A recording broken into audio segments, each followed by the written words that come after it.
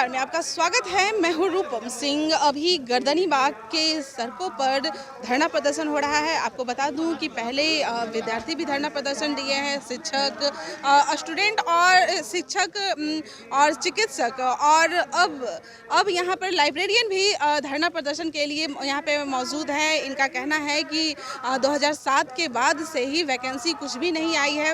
हालांकि गवर्नमेंट से ये बार बार मांगे कर रहे हैं, लेकिन इनकी मांगे अभी तक पूरी नहीं हुई है। कितने बार इन्होंने धरना प्रदर्शन किया है, इनकी आवाज़ें भी उठाई गई है, लेकिन फिर भी अभी तक कोई भी किसी भी प्रकार की सरकार से कोई भी मांग नहीं है। चलिए, क्या नाम है आपका? मेरा नाम मनीष है, प्रदेश उपाध्यक्ष all Bihar tender library association है।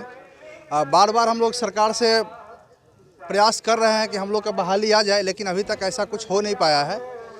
सरकार बार बार आश्वासन दे रही है, लगातार दे रही है, और हम लोग मजबूर हैं यहाँ पर बैठने के लिए धरना पर। हम लोग कोई शौक से नहीं बैठे हैं, हम लोग भी चाह रहे हैं कि हमारी बात को सरकार द्वारा मान लिया जाए, और हम मजबूर हैं तब यहाँ आके बैठ रहे हैं, लेकिन सरकार हमारी सुन नहीं रही है।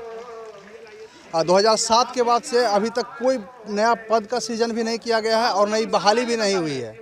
अच्छा, 2007 के बाद से अभी तक कोई बहाली नहीं हुई है, लेकिन जो लाइब्रेरियन जो लोग पढ़ रहे हैं, वो सर्टिफिकेट जो ले रहे हैं, वो तो स्टार्ट ही है। हाँ, वो तो लगातार जारी है। और जहाँ जहाँ नहीं भी हो रहा था कोर्स, वहाँ भी शुरू कर दिया गया है।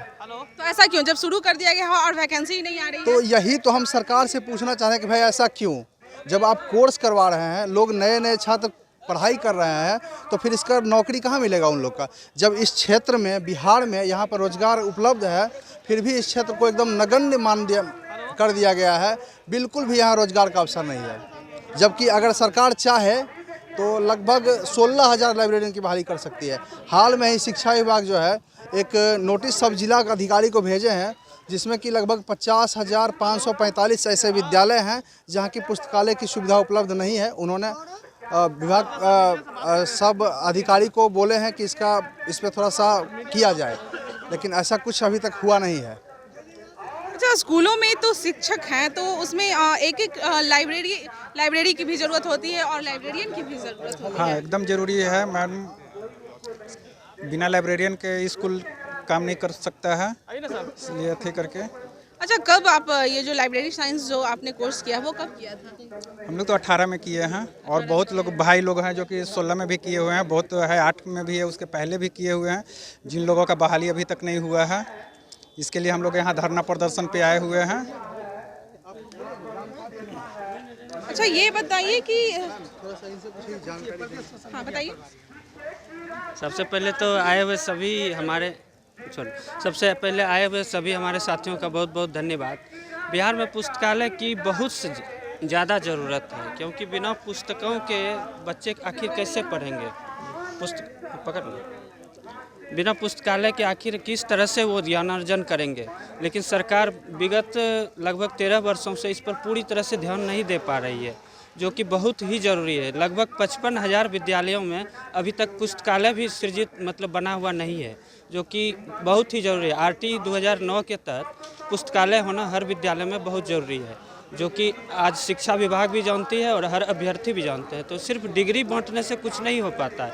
मैं खुद एक गोल्ड मेडलिस्ट हूँ, लेकिन एक गोल्ड मेडल लेने के बाद भी अगर हम बेरोजगार घूम रहे हैं, तो ये एक बहुत बड़ी विडंबना है सरकार के लिए भी और हम लोगों के लिए भी, कि आखिर हम लोग क्यों रोजगार के लिए धर धर भटक रहे हैं? क्या फ़ायदा है उस मेडल का? किस चीज़ में गोल्ड मेडल? ये लाइब्रेरी साइंस में। तो इस तरह से मेरा यही कहना है कि सरकार पूरी तरह से नियमावली बना के, इस नियमावली के चक्कर में 2 साल से हम लोग घूम रहे हैं कि नियमावली बनेगा, जबकि सरकार चाहे तो 2 दिन में नियमावली बना के हम लोगों को बहाली के लिए नोटिफिकेशन दे सकती है, लेकिन वो नहीं चाह रही है। इसलिए हम लोग शांतिपूर्ण तरीके से चाहते हैं कि सरकार के सामने हमारी मैसेज जाए और वो जल्द से जल्द बहाली करे। धन्यवाद। अगर बिहार को मजबूत बनाना है, सरकार ने भी कहा है मजबूत बनाना है, तो शिक्षा को ऊपर बढ़ाना पड़ेगा। और शिक्षा कहाँ से मिलेगी? वो पुस्तकों से मिलती है, और पुस्तक एक लाइब्रेरी में रहती है। और यहाँ पर लाइब्रेरियन जो यहाँ पे बैठे हुए हैं, जो लाइब्रेरी की पढ़ाई करके बैठे हुए हैं, उनकी बहाली अभी तक नहीं हुई है। यहाँ इनका मानना है कि 2007 या 8 से अभी तक उसकी कोई नियुक्ति नहीं आई है, और वो लोग अभी तक बेरोजगार पड़े हैं। तो आप बताइए। 2007 के बाद बिहार में लाइब्रेरियन की बहाली नहीं हुई है, और लाखों छात्र सड़क पर अपना उम्र गंवा करके और फुटपाथ पर दुकान खोलने को मजबूर है।